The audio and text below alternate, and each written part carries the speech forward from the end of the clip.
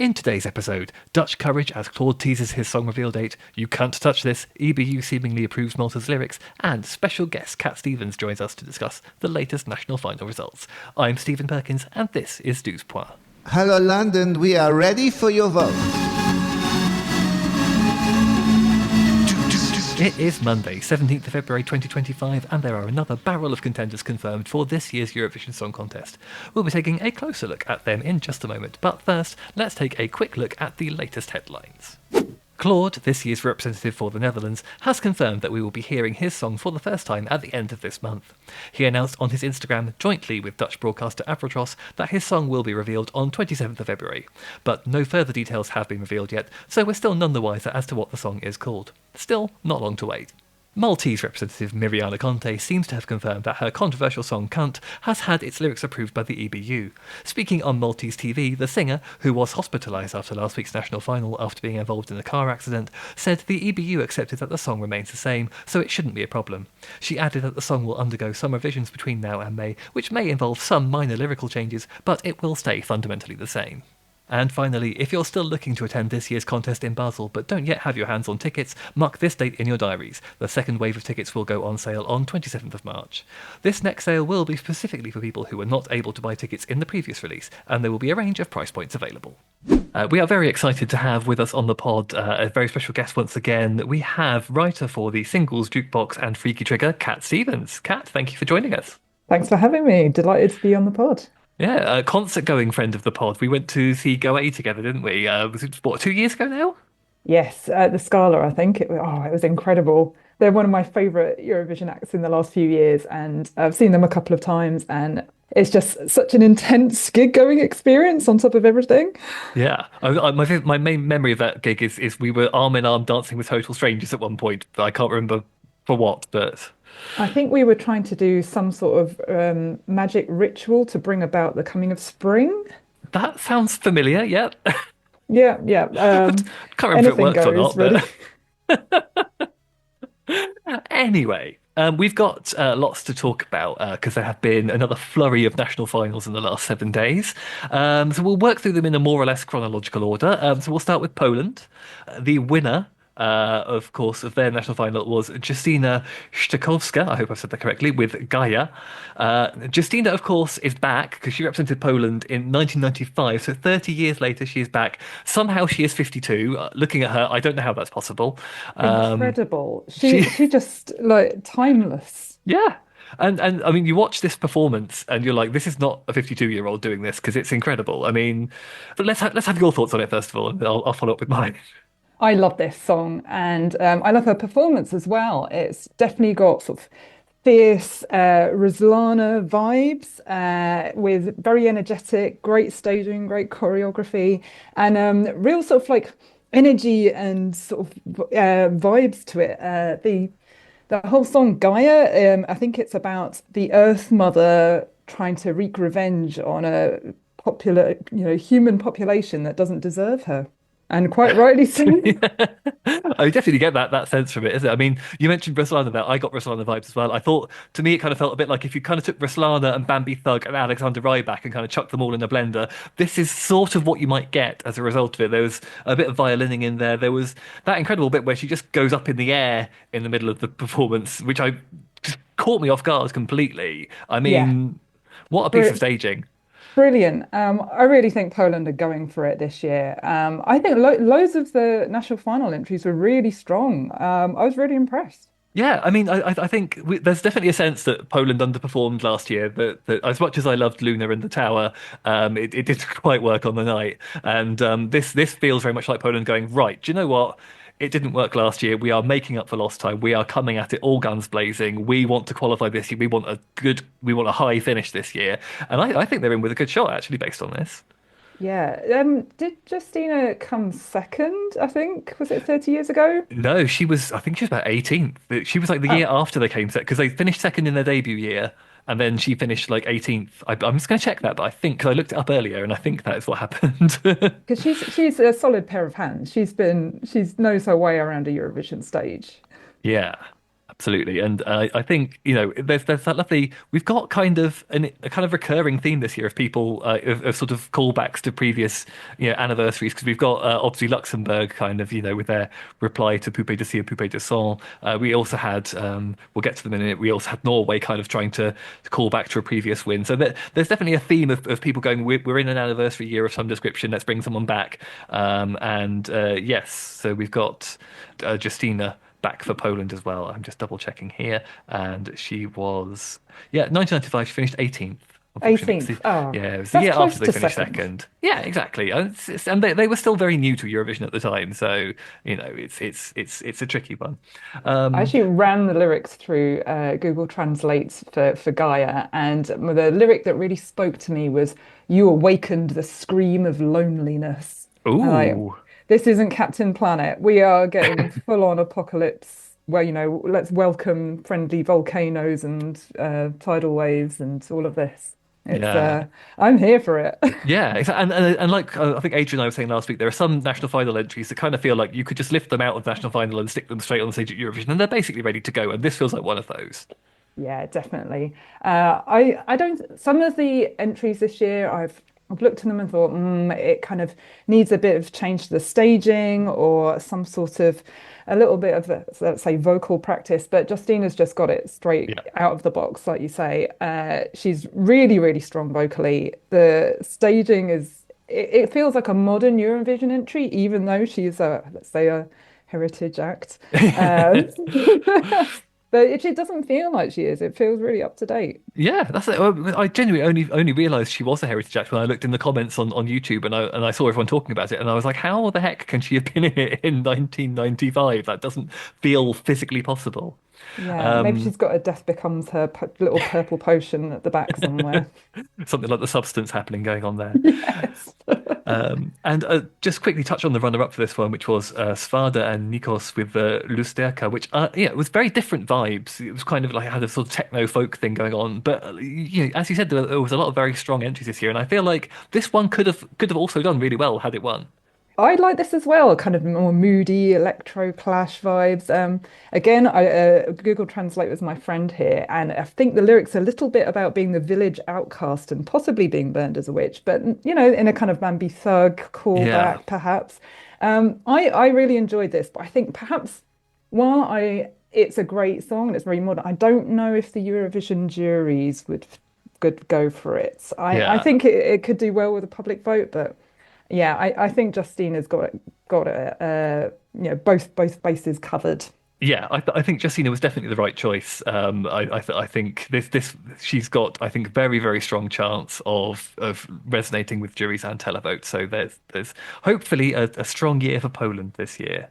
We're going to move on now to Estonia from this weekend's national final. Tommy Cash was the winner with Espresso Macchiato. I'm going to go on record here and say this one didn't really do it for me. This last year with Joust Klein and Europapa just passed me by and I didn't get it. And I feel I'm having the same kind of moment with this song. It feels like a joke that I'm not getting. What's your feelings about it? Are you biased about long hair mustachioed Maybe singers? it's that. Maybe it's that. Maybe I have a problem with them. I don't know. I don't know. I'm unbiased, I swear. Well, I kind of agree with your first impressions. I wasn't sure when I first watched it. I thought it's too gimmicky.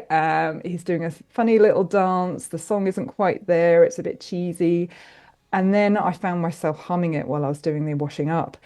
It's an earworm, and I have a feeling it's going to do pretty well. Last year you mentioned Youth Klein. I wasn't sure about that one either, and I was in Malmo last year for the semi-finals, and everyone went nuts for Euro Papa. And even though they didn't know any of the rest of the words, they were chanting that chorus in like bars across Europe. They were really going for it. And I think this could be a real crowd favorite. Yeah. Not sure the juries will go for it at all, unless they really like moustaches, really long ties. It's certainly memorable. Yeah. I think there's a good point there, which is I think obviously the semi-finals are televote only, so I think it's got probably got no problems there. I think it will do very well with the televoters. Juries, I'm not so sure about it. It feels like one of those ones that might just get a bit lost in the final. I think that you mentioned the choreography, which was one thing I did like about it, which is 'cause it's so bizarre. But I kept kind of the backing dancers kept kind of putting their hands on him, and I kept expecting there to be like an outfit reveal that they were going to like pull the suit away and there'd be something underneath it, and it never happened, which was quite weird to me. Yeah, I like the backing dancers actually, sort of burly security guards. I was like, is you expecting a stage invasion? Like, Yeah, what's going to but happen? but it's like Uh, burly security guards, but also very camp at the same time. It's surprisingly kind of, it's a very kind yeah, of visual dissonance thing going on there. yeah. A little reminiscent of the strange centipede vibes from a couple of years Yeah, ago, definitely. Yeah, from Finland. bit of Uh, caviar in there. Yeah, for sure. Yes, but there's something about the Italianisms of the actual song itself that I don't know, makes me feel a little uncomfortable. I don't know if it's weirdly. I want to know how the Italians feel about it. And I mean, if let's say if I don't know, Italy was doing a song about like, oh, I'm a Cockney geezer and Yeah, I'm apples and pears and all of this. I would probably be fine with it because as Londoners, we probably deserve mockery. yeah. That's fine. So I'm really interested to see what Italians make of espresso macchiato. Hmm. We shall find out in due course, I'm sure. Runner up was Andrei Jevakin. I hope I said that correctly. And my apologies, my Estonian is very, very poor. Ma'ati Sind, which means I don't know. I wasn't a massive fan of this one either. I think I preferred it slightly to Tommy Cash because it felt at least like it had a bit of energy about it. It kind of felt like the sort of song you could pop it in the radio and it might go off a bit. I ended up looking at the three songs that made the super final in Estonia and kind of went, to be honest, none of them really doing it for me this year. So maybe that's just nothing in this batch of songs was really working for me this year. Yeah. My actual favorite song from the Estilao was Stereo Terror, which was this weird metal Euro dance. It was very stupid, but I really enjoyed it. It was well paced and catchy and very visually memorable as well. But it would have had absolutely no chance whatsoever. But yeah, Maya to Sind and the third place one, which was I think it was Anne Marlin. They're Yes. both sort of modern sort of like dancey tracks, but it didn't really have that catchiness that I mean, don't get me wrong, I really love a little bit of unce, unce, unce. I Yeah. love a woman being chased across a deserted airport holding a suitcase while trance music plays. I even like a bit of sort of chastened status, which I think was kind of the vibe that, setting things on fire, all of that sort of stuff, a bit of vampirism happening in the videos. These are all good ingredients, but somehow it just didn't add up Yeah. to a good weekend for Estonia, which is Yeah. a bit of a shame because they've had a pretty good run in the last couple of years That's with that's the thing, isn't interesting it? songs. Yeah, they're usually pretty reliable. They'll send something that's interesting one way or another. And I feel like this year, I don't know, maybe it's kind of they've gone slightly too far in one direction, but we will see. I think, like you said, it's got a very strong chance with the televote, but probably not so much with the juries should it get that far. Yeah, I think sort of like solid top 10. Yeah. Norway next. Now, Kyle Alessandro was the winner of the Norwegian Melody Grand Prix with Lighter. This feels very much like What If Queen of Kings, but for boys. It's kind of the feel of it and the staging of it all feels very not dissimilar to what we had a couple of years ago. Yeah, I'm quite fond of this young whippersnapper. I think he's He's 18. 18, yes. I didn't realize when I watched it and I looked up afterwards. Yeah, and he's kind of got this. I don't know if it's just the staging and the costume vibes, but a bit of a Tom Hiddleston low-key look Yes, about no, I can him, see that. Yeah. which I think may go down well with the televote, let's say. And the song is pretty good. I think it's Yeah. sort of like a good sort of. I could see like a Dua Lipa doing this sort of song. Mhm. Very much energetic. It's a bop. I'm not convinced about his voice at the beginning. He really gets into it and gets going near the end. But I think this is one of the songs for this year that I think with a little bit of of some notes and a bit of improvement before getting to Basel. I think this could do really well, Yeah. but he's going to have to be really careful not to get lost in a sea of similar pretty young dudes. Yeah, I think you've raised a lot of points there that along the lines of what I was going to say. I think the vocals weren't 100% there, but nothing that I might be majorly worried about. I think it's all fixable, in time for May. And he is young, and I guess you have to factor in. I think he has been in the industry for a while, but he's not going to have the level of experience that some of the other acts will have. But that's all stuff you can work on. There's plenty of time to do that. I do think my big, I like the song. I think it's fun. My big issue is I don't think it's anything particularly new or inventive, and I think it's the sort of thing that could have come from absolutely anywhere. There's nothing that feels, oh, this is Norway about it. And I think his chances do depend to some extent on what everyone else ends up sending, because you could end up with lots of other countries sending very, very similar songs to this. And if that happens, then he might be in a bit of trouble because it doesn't particularly stand out. There's nothing wrong with it, but there's nothing that really feels like it's going to be somebody's favourite, I think, is my issue with it. Yeah, I think so. Which is a shame because he seems like a lovely young lad. Yeah, and apparently it's he was inspired to write it after his mum survived cancer. So there's a lovely message behind it. Oh. So I really want him to do well, just because he seems like a nice young man, and all that sort of thing. One thing he's Um, got in his favor, the song is called Lighter. There is fire on the stage. yeah, You can't go wrong with that. It will go down well exactly. in the arena for sure. Yeah, people have to take their phones into the arena. I never know anymore, but if they are, then they have their phones in the air. They probably can't have their lighters in the air, can they? That's probably not allowed. You do get the wristband with a little light on it that you can That'll wave do. around. That'll work. That's fine. Runner-up wise, I have to just put a little disclaimer here because I looked for the game by Natalie. I couldn't find an MGP performance for anywhere. I had to just go with the lyric video. So I'm all my opinions here have to be prefaced with the fact I've not seen the performance live. I quite liked it. To me, it felt slightly more immediate than lighter. I think I kind of had at the end of the day the same sort of problem with it, which was that it did feel quite run of the mill Eurovision, quite like anyone could have sent this any year, and it could have come from absolutely anyone. So it didn't feel like it had a kind of distinct identity to it. But I think of the two, I slightly preferred it, but I don't think it would have made much of a difference sending this over Kyle. What are your thoughts? Yeah, I agree. I actually think this one sounds more like Queen of Kings than the Kyle does, but a bit slower. And I think it just didn't have that zhuzh, to use a technical term. Again, this might just be because there wasn't a performance video available, but I kind of felt like just wasn't really connecting with this one. Um, Maybe I did see in the Norwegian entry list that Ben from A1 has written a song again for Again, Norway and it didn't get through. So oh, poor Ben. I don't know. I think one year, Norway will come up with the magic formula of Ben from A1, a very lovely young chap, some pyrotechnics, and a really great song, and put them all together and do the business. Yeah. But not this year. Absolutely. Not this year, though. And I think we can't move on just without mentioning Bobby Sox, of course, because they were also in the running, returning after 40 years after winning with the Ladesfinger, finishing third. So close. I think they were higher than Nataline in the televote, but not so much with the juries. And I think because, as lovely as this was, it did feel very, very dated to me.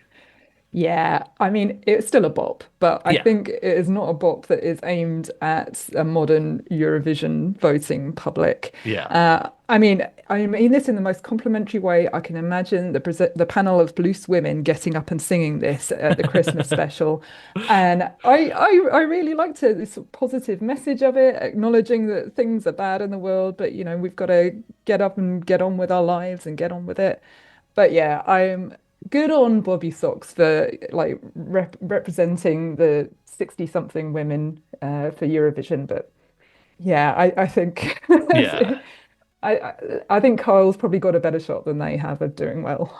I would agree. I think they would have been very, very heavily reliant on the nostalgia factor rather than anything specifically that song in itself was doing. But it was lovely to see them back and still together and giving it another shot. Why the heck not? I think good for them. Let's move on to Lithuania. I did briefly try and catch their national final last night. Managed to tune in literally for about the last 30 seconds. So I caught the very end of the winners' performance. It was won by Catharsis with Tavo Akis, which is apparently, if Google Translate is to be relied upon, it's Lithuanian for your eyes. Bit of Baltic rock, Lithuania. I think that's always fun. They've definitely heard an Interpol record before, haven't they? Yeah. I'm not a fan of this one. I think it's a bit of a dirge, and I felt like the performance again wasn't really as engaging as it could be. Again, I think there's really a chance for them to switch this up between now and May. I don't know if it's just the dystopian grey boiler suits that seem to be a bit of a theme in some of the national finals this year. I don't know what that says about the current political state of the world, but let's. I feel like if you're going to grab the audience's attention, camouflaging yourself into the background of the stage is not the way to do it. And I think it's good to have some rock in Eurovision, whether it's the sort of arcade fiery Interpol vibe. It has done well in the past, and it could do well again. I'm not convinced personally. Yeah, I think that's kind of the point of this is that ultimately there's probably not a lot of other countries going to be sending something like this, and so they will for the portion of the audience that loves this kind of genre, then they're running unopposed, which could really work in their favour. But like you, I was watching it going, it just feels a bit bleak, doesn't it? There's just something about the outfits and the staging, and I get that it was all very intentional, but I was sort of torn between thinking, do they need to pep this up a bit between now and May, or is the simplicity the thing that works about it? And I don't quite know one way or the other. So well, it'll be interesting, I think, to see if they do decide they want to make any changes, or if they are going to send it pretty much as we saw it. Yeah, I mean, this is again, pyrotechnics could have really worked here, or something happening on the stage, even a more dramatic backdrop in the screen, the graphics behind them, Yeah. because that can be really, really effective, especially if the song was about your eyes, and have some sort of spooky eyes or something behind them, or I don't know, hold up a telescope. Something like Yeah. otherwise it's just not going to grab people's the voting public, and they're going to vote for a guy with a long tie drinking coffee instead. Runner-up was Liepa with sorry, apologies for any Lithuanians listening to this. Miletum, which I believe means "would you love." This one I quite enjoyed. I thought this one had a bit more energy about it. Was a bit kind of dynamic and fun, and did kind of have the staging there. I thought that this one kind of felt like it was a performance. So yeah, of the two in the top two, this one I think I personally preferred. I think probably in terms of what they're more likely to have success with, I think Catharsis was probably the better of the two options for the country. What are your thoughts? Yeah, I prefer the sort of like Lopa's trancey vibes as well. This will be no surprise to people who've read my reviews on Singles Jukebox, but I like something with a bit of and yeah, just something a bit more upbeat. But I will tell you this, my favorite Lithuanian national final entry was Lion Cheka. I hope I pronounced that right. And their extremely dramatic opera angel dubstep bonkersness, which I can totally understand why it did not win the Australian national final, but they've won my heart. Wow. That was extremely memorable with the singer and the backing dancers with weird prosthetic wounds on their face.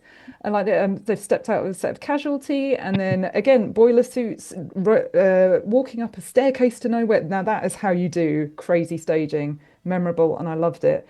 And oh, I think that Lithuania they've in the past they've done some really interesting and combination of interesting staging and good song and winning presence. And I kind of think, yeah, all the different elements were there in the different songs in the national final this year, but and none of them quite added up to one really great package. Unlike, Yeah. say, Poland, who've got it all there, all in Yeah. one song. Yeah. You mentioned staircases there, which I think is our handy segue into talking about Italy, because that was the talking point at Sanremo this year. That huge staircase at the back of the stage that everyone looked absolutely terrified of. Um, we should begin with this with a disclaimer. Obviously, Sanremo is very much a contest in its own right. The winner gets first refusal at representing Italy at Eurovision. They are not obligated to do so. As of time of recording, the winner has not stated one way or the other, so we don't actually know yet who Italy's representative is. The winner of Sanremo was Oli with a Ballo de Nostalgia, or Silly Nostalgia. Apparently, the word on the grapevine is that he's been given a few more days to make his decision if he wants to go or not, because I hear he's got like a sold out concert tour booked in May, which obviously is quite problematic from a Eurovision perspective, whether he wants to go through the hassle of rebooking all of that and so that he can go to Eurovision, or whether he decides, actually, do you know what, I've won Sanremo, that's all I really need. I think if he does decide to go, I think he's in with a very good shot, because this feels like Eurovision catnip. It's a ballad. It's very earnest, sincere, and heartfelt. He's a strong singer. The song feels really well crafted. I think jury and televote, this has got a very strong shot if he does decide to go. Yeah, definitely. But this one is not my personal cup of tea, but I think it could do really well. As long as he takes his hands out of his pockets. I know sound 100 years old here, like his mum telling him off.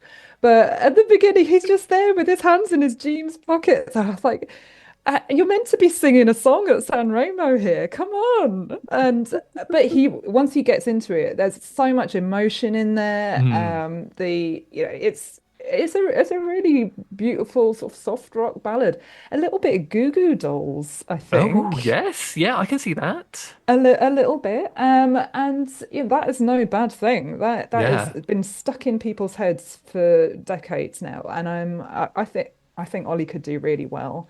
Well, we'll have to see if he actually decides to actually go for it or not. Yeah, exactly. I mean, I think it is, I can see it's something I can just see doing really, really well, but it will come down to whether he wants to go or not. Apparently, they have changed the rules this year, and the Italian broadcaster, I think before they could kind of just pick anyone they liked if the winner didn't want to go, and they've now said that they will kind of go down the Sanremo finalists in order, so until they get to someone who wants to do Eurovision, which could be, we will know how many people they had to say no before they pick their entry, which is going to be fun. Runner up, so first refusal or second refusal, I guess, if Ollie doesn't want to do it, is Lucio Corsi with Volevo essere un duro. I wanted to be I wanted to be a strong man. I wanted to be tough, something like that. This one I feel very, very similar kind of strong. It would be a strong contender for the very similar reasons to Ollie. It's very well crafted. It's a very kind of personally meaningful song. I don't think it has quite as much potential as Ballad Ballad de Nostalgia does, but I think if it does come to it, this would be a very solid offering from Italy.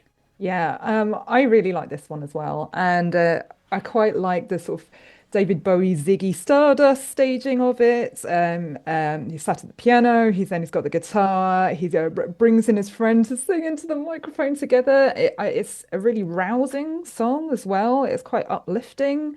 It. I wrote down in my notes, it feels very much the end of a Bill and Ted movie where everyone, we've saved the world through the power of rock and roll. Yeah. And I think the world needs a little bit of that at the moment. Yeah, definitely. I mean, I think that's the thing. Obviously, when you've got source material as strong as San Remo, where you're pretty much guaranteed to have a bunch of contenders, then Italy are laughing, aren't they? I mean, I tuned in for some of it on during the final, and you could really kind of see as they were kind of revealing, from 29th position up to the top, and there were some, songs that kind of finished 15th, and the audience was scandalized that this song had finished so low. So that kind of goes to show how strong the field was. They had a lot of very strong entries. Yeah, you always know you're going to get really strong vocal chops from Italy. Like the quality's got to be there. You're going people will have to perform because they have to survive the gauntlets of Yeah. Sanremo. And I think that's been part of Italy's success over the last few years as well.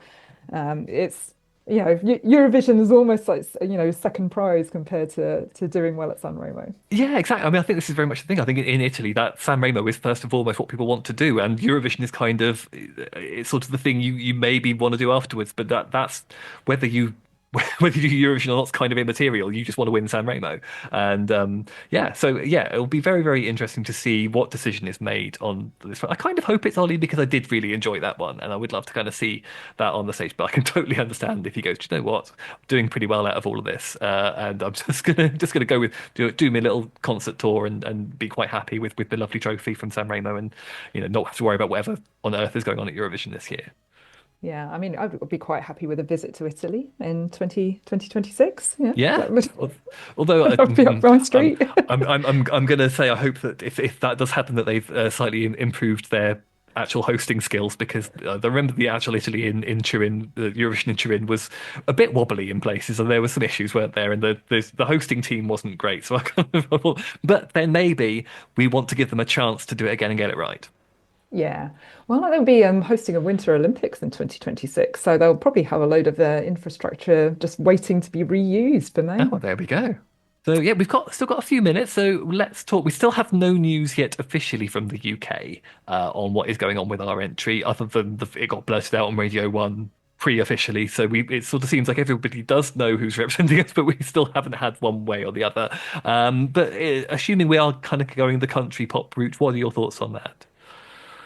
I haven't heard a great deal about our entry yet. I know that it feels like Sweden seemed to be going down a country pop route in some ways as well. I've definitely seen a couple of cowboy hats on Melody Festival so far. So it might not be. Yeah, we've got to try something different, haven't we? Yeah, We haven't sent a girl band for a while. Precious, I think Um, was the last one, wasn't it? yeah, so honestly, whatever, if we mix it up, I think we've got as good a chance as any. As long as I think the vocal just has to be there. Yeah, Like I was saying with the San Remo, you always know you're going to get quality singers, yeah. to put it bluntly. And the UK is if we had a bit of a mixed bag of late, obviously like Sam Ryder is just stunning That's the vocal thing, isn't it? wise. With Sam Ryder, the song was great, but what really sold it was him live, on the stage, just really knocking it out the park. And that, I think, is the thing we've kind of slightly forgotten a little bit in the last few years. Yeah, and when you've got a group, it's that much harder when you've got, three or more people who have to sing together well and Yeah, powerfully. And if you're not an established band like Blue, who did pretty well for us, you can kind of run into trouble a little bit because it just takes one person to have a sore throat or a bad day, and then you're stuffed. yeah. But I suppose the one thing, again, assuming this is Remember Monday, as everyone's been rumoring, they have been together for a while. They have been on the circuit. They've been huge, opening huge concerts. So they have the experience. They obviously work together and gel really well as a group. So I think we haven't got that thing where someone's just put together a group for the purposes of doing Eurovision, and there's that kind of chemistry still being found out. So that I think will definitely work in their favour. Yeah, fingers crossed. Let's hope it's more Sugar Babes than Vanilla. Yeah. Oh, well, I've got a soft spot in my heart for vanilla all the time, obviously. And so I mean, we are kind of getting a bit closer now. We feel like the field is filling up. What are your feeling on the vibes of Eurovision this year in terms of what's on the plate, as it were?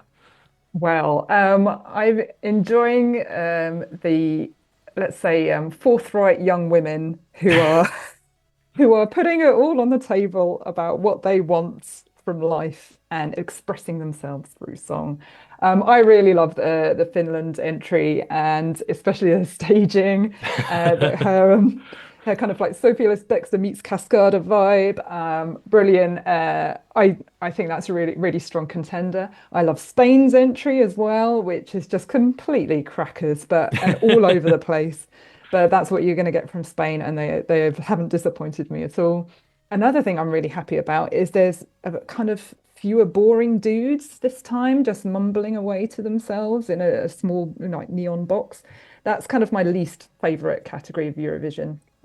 So if we can keep to something that's just a little bit different and lots of variety as well. I think that, yeah, I think Slovenia has disappointed me a little bit this year. I usually like really rooting for Slovenia, but it's just like, oh no, like, cheer up, Oh. mate. It might never happen, you know?